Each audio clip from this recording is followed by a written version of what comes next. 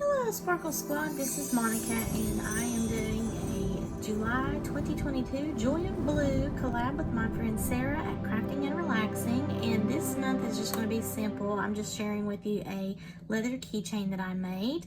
I actually created this a while back when I was teaching classes at the Michaels there in Texas, and it is the color blue. I thought I'd show you this for this month's project.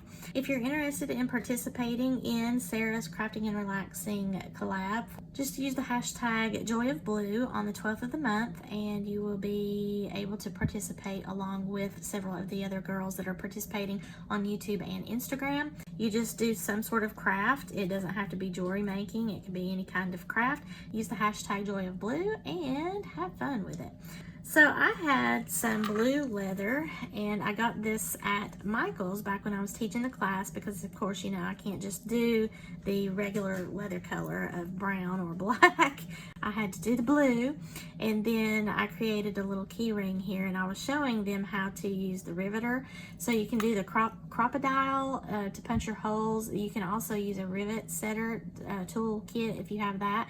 You don't necessarily have to have a crocodile, but we used both in that class. And you can do any thickness of the leather. You can also do like the pleather, like the vinyl. It's whatever material that you want to use. We just used the leather that they had, and they come in like these rectangle shapes there at the store in the different colors. I also used a brad on mine, so I'm going to kind of intersplice the instructions that I had for my students back then and maybe throw some pictures over top, but I just wanted to show you this. We metal stamped whatever words or phrase or whatever that we wanted onto the leather, and I put Sparkle by Monica because I was going to use this as a keychain. And then on the back I did the word sparkle, so there's sparkle. And then on the top here, I have Sparkle by Monica, and I have a little patriotic heart there in the center. This was really fun for me to do because it was just something that I'm using for my cash box key. Woo, big time money for when I do the craft fairs. And this way my name is on it. It's nice and secure, and my little key, I can hang on to it pretty easily whenever I'm doing those craft fairs. So let me show you a little bit more in depth, and I'm going to start to intersplice some pictures and tool information and all that good stuff. Okay, so we did a certain size of the leather. Again, you can do however thin or thick that you want. So for mine, I did a 1/2 inch across and 8.5 inch long piece of leather in order to create the keychain.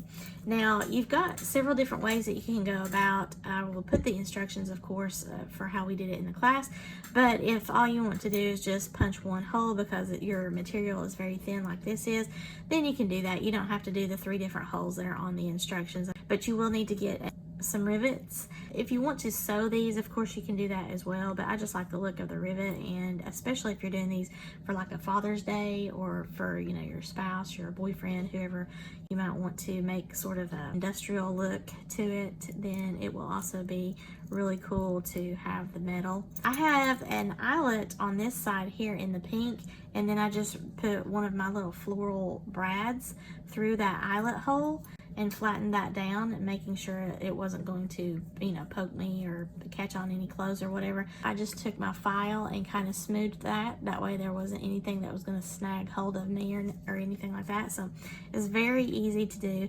This is something that you can do with patterned leather. We'll need a key ring, you'll need the rivet, and some metal stamps if you want to actually stamp anything onto there.